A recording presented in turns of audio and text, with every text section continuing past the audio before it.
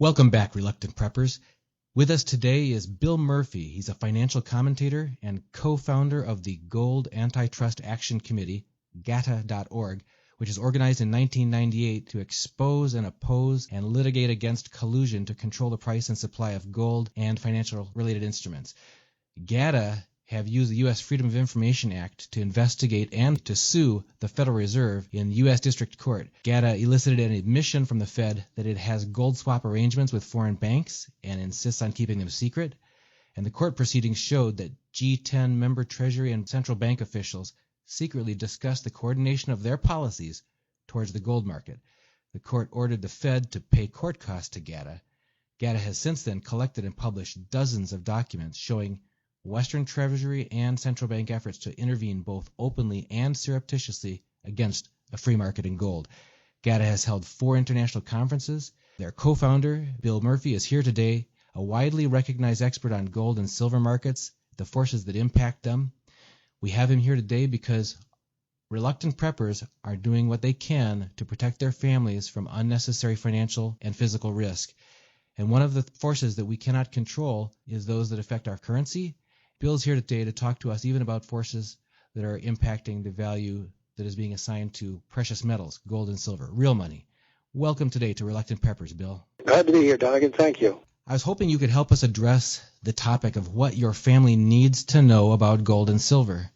It's a broad topic, and a lot of our viewers may be at different stages of understanding and learning about precious metals. For some, it's a brand new topic. So if we could start at the very beginning, and if you could walk us through why are precious metals different from savings accounts?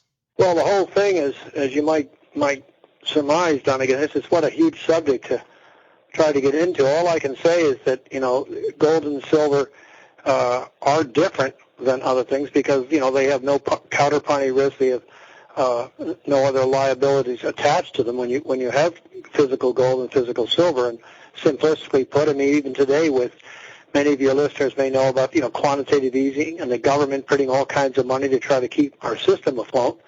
And it devalues, eventually is going to devalue the dollar, quite a bit in what people actually have. It's just the same thing, supply and demand. They're just increasing the supply. Well, there's only so much gold, and it's valued at such at a certain price at different times, and it's something that, it's going to maintain its value during these sort of devaluations and money printing.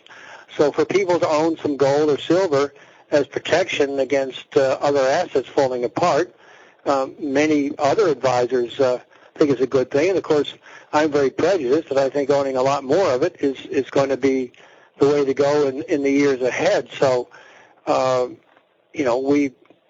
obviously own a lot myself, and I believe it's a good thing to own. It's been pretty crummy the past few years, but we can get into that for the reasons why and why that's going to change dramatically in the years ahead. I know we met in person at the first Liberty Mastermind Symposium in Dallas, Texas last year, and at that time you asked a question of the speakers is how did we get it so wrong? People were looking for a real continued bull market that had been happening for several years in precious metals. You were questioning with some dismay that a lot of people who have been investing in precious metals have observed the price going down, but is that not also to be looked at, especially when you understand the underlying fundamentals and how those may remain unchanged? Isn't the current price action an opportunity for people to increase their holdings at a lower cost to their family? Absolutely. Well, gold was stuck thanks to the central banks, and what God has uncovered is the billion banks and the central banks, the U.S. government, have been manipulating the price for years. They fixed the price way back in the 60s, and it was common knowledge that they were fixing it back then. Now they do it very secretly. But anyway, the price of gold was held around below $300 or at that level in 1999, 2000. In 2000, when it started to rise, it went up 12 years in a row, eventually reaching $1,900 an ounce in 2011, just about 3 years ago. And then they made the concerted effort. They said, we're going to take this back down, and we've got to get it back off the radar screen. So the price has gone from $1,900, 3 years later, is now $1,250. Silver was as high as 3.5 years ago, $50 an ounce, and now it's at $19. So you've had major corrections here, and there's reasons for it and what they've done and why. despite all this quantitative easing and all this sort of stuff with money printing. And it's leading into tremendous opportunities. If gold were to have kept pace with inflation, it would be double what it is today at least. And, of course, if you take in the money printing, it should be a lot more. Silver's been to $50 twice in its history, the first in 1980 and then 3.5 years ago, and the odds of it now going to 100 once it takes out 50 the next time are extremely high. So this is a great time for people to take a look at gold and silver. And, of course, the human nature, it being what it is when people tend to shy away. But once people take a look at it and can look at it at least as insurance, this is a great time to be getting on the case. Now, earlier you mentioned the counterparty risk reduction by owning real money. What are some of the examples of counterparty risk that families are subject to that they may not even realize that if they think they're trying to take a pretty prudent, conservative, responsible position with their family's finances? Well, you can always have certain kind of defaults, for example. I mean, they have these bail-ins in certain countries, and where the government can just come in and just take away, if you have money in even in your bank over a certain amount, they can come in and take away a certain amount of the equity out of nowhere. There's many other investments where you, if you own a stock, the ownership of the stock, you can have, all of a sudden things can change there. There's just different risks that you have dealing with other parties, individuals, brokerage firms. I mean, look what happened was a brokerage firm that 3 or 4 years ago folded. In the futures arena, all the people who had their money invested in it, they lost their money. At least it was taken away for years. So it's not always as simple as it looks in terms of what you see. Yeah, we were one of the casualties of the Lehman Brothers collapse. And in addition, you even mentioned how the Fed has been diluting the U.S. dollar, and that's impact on the real value of their savings. Yeah, I mean, look what interest rates are. I mean, today, I mean, they're in many cases, they're just right above zero. So it's really hurt savers. They've manipulated the bonds and the interest rate markets to bring them down to levels that are historically as low as they've ever been. And in the meantime, they're printing all this money, and that's what's known as quantitative easing, to putting money into the system, trying to keep the economy going, and they're doing it for certain reasons. And, of course, that's one of the reasons, if I may, that the gold price was taken down by they bombed the market. They took central bank gold and hit the market to get the price down to deflect what they were really doing when it comes to printing this money. It's why other assets today are relatively high. Real estate's come back, stock market at all-time highs, and for what they've done, and yet to deflect from that what it's going to mean down the road, or what it means now, actually, too, in terms of interest rates, they've gone after the gold price, because gold's a parameter of U.S. economic health and well-being and so on. In the sense that... So when they take it down, it's like, well, everything's so good. If the gold price is screaming above 2,000 now, it would be like a warning signal to the public and to investors, and they want to diffuse that thermometer.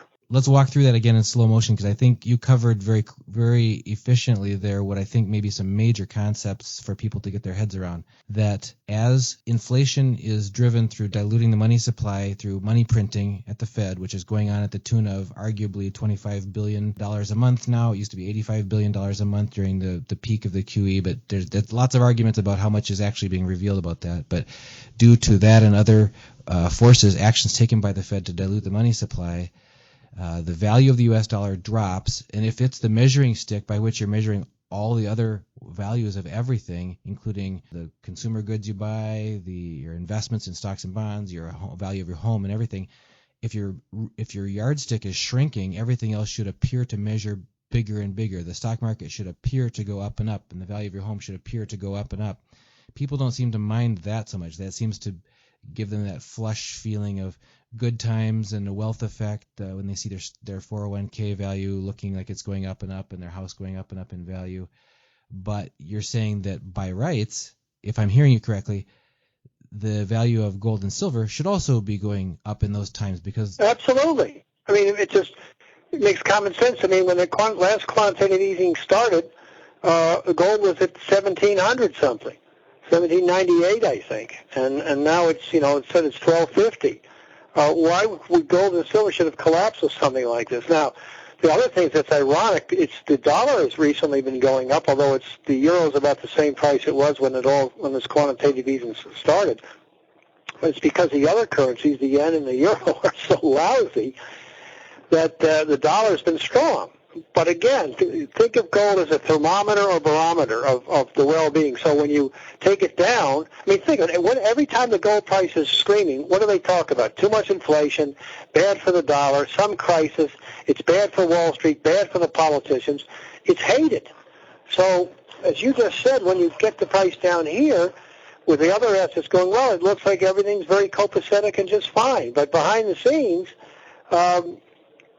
from our camp, the way we think about it, there's some really big issues that are being camouflaged right now. And one more, before we get onto that topic, what I'd like you to bring us into, just to recap one thing you just said, is about politicians and bankers, people that have power positions in the existing money system, don't like it when gold and silver and precious metals appear gaining in value, because that shows lack of confidence in the fiat money system. And it's ironic because so often we hear about the value of the U.S. dollar is not backed by anything other than the full faith and confidence of the United States. So it's the shaking of that confidence is what I'm hearing is a bad news for politicians and others in power. If the people lose confidence in the currency, what kind of, I imagine there's the risk of job security for those politicians that are in power if people become dissatisfied. But what other effects are they concerned about that could ensue? Well, I mean, it's just that the markets could go the other way. And so, as you said it perfectly, I mean, it's a confidence barometer.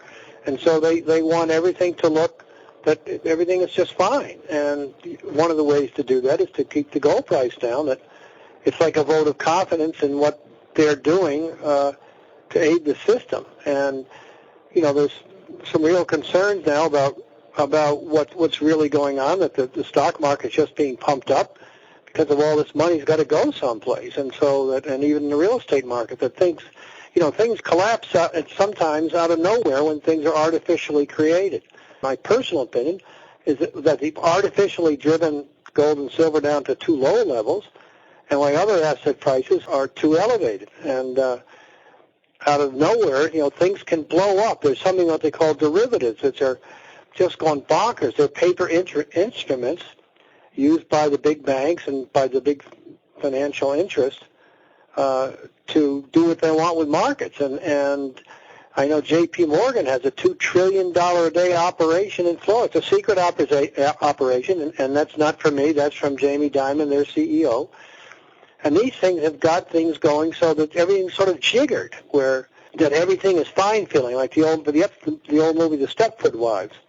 They can go around and wives say everything is fine, and that's what they want to create here, to build confidence, to get the consumer to spend, to try to right the economy. But fortunately, we think they've gone too far and create a situation that eventually could be unstable, where all of a sudden, gold and silver are going bonkers because they can't control it anymore. It blows up, and stock markets and the real estate markets get hit very badly.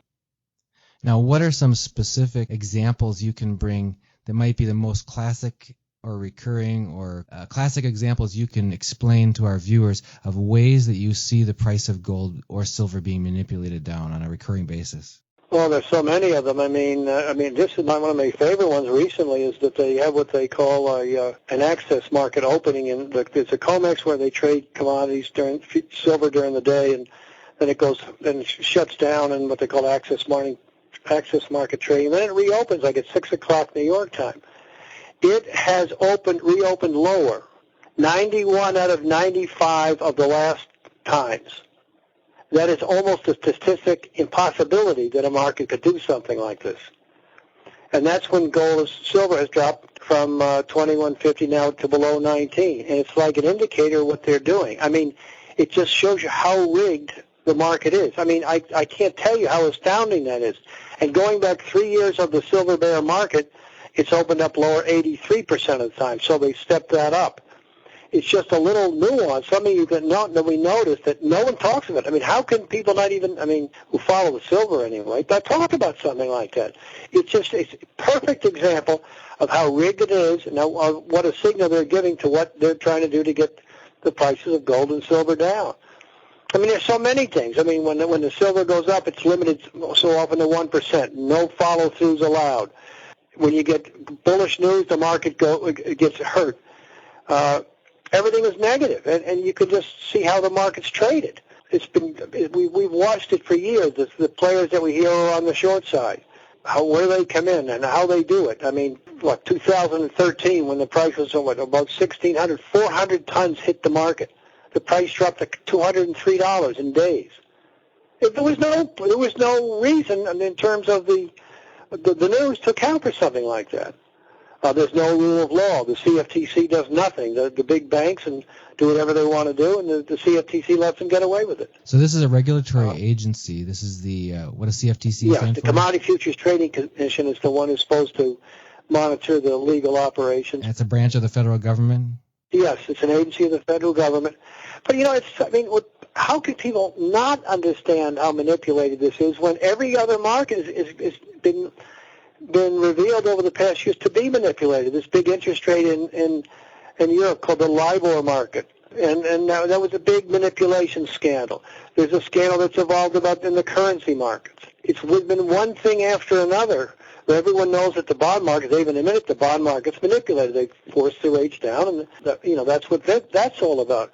So to think that gold is the only market in the world that's not manipulated, stock market, you've got the plunge protection team and central banks like Japan coming in. Our central bank, I know there's a document just released where they get a discount if they trade on the CME, which is one of the commodity exchanges. It's so pervasive, it's probably the most important aspect of the market. And what that means is why it's important to your listeners, because they maybe don't want to get into all that stuff, is that gold and silver have been sent down to artificially low prices. The central banks have been getting rid of their own gold to suppress the price. Somehow they found enough silver, but it's going to lead to price explosions. And how does that play out? First of all, can you talk about where they got all that gold and silver in the first place in central banks? If one of those is a central bank of the United States, doesn't that really belong to the U.S. taxpayers? Supposed to, 8,135, about 33.5 tons. But as Gata says, the United States would rather reveal our nuclear secrets than what they're doing in the gold market. And that's why we sued them. Got one check from them. But what is there not to talk about? No one, they won't answer any questions. In other words, what is there to keep secret about when they say that the gold's just sitting there, that they're not doing anything with it? Then how can they withhold 12 documents from us? And there hasn't been an audit of the Fed, independent audit, in 50, 60 years. I mean, it's all secretive. We don't think it's there. We don't think we have our 8,000 tons. We have maybe half, a third, who knows? And, of course, if that got out, the dollar would collapse. So the idea you're describing is that in order to prevent loss of confidence in fiat currencies like the U.S. dollar and all the other currencies of the world and the system that's built around them that's manipulated for the benefit of the few, central banks and others have actively worked to suppress the price of gold and silver, which would otherwise be correctly interpreted by people as alarm warning signs of instability in the other markets. And the way that they've done that, for one, is by selling off their actual own holdings of gold and silver, including that which should be rightly belong to the taxpayers, of the people. And then you mentioned earlier derivatives. So there's, even after you're run out of physical gold and silver that the banks can sell, they have ways of driving down the market further, even though they don't have any physical. Yeah, and you said this very well. Central banks are supposed to have 28,000 tons of gold. They probably don't have 10,000 tons left, maybe 8,000 tons. So they've secretly taken their gold in sub-central banks and given it to bullion banks, either in lending operations or whatever, and these bullion banks have then sold the gold and taken the money from the gold and used it for different things. And, of course, when they put that gold into the market, it suppresses the price. It puts physical gold into the market. And how they affect this trading is they go in what they call the COMEX, the futures exchange, and in the derivatives market, the paper market, and bomb that. And all they have to do is, and there's no law, no rule of law, because the CFTC, as we mentioned earlier, does nothing. There's no limits, and collusion stuff doesn't apply to these people because there's, again, no rule of law. They can just bomb the market in the futures market, and that affects the physical market.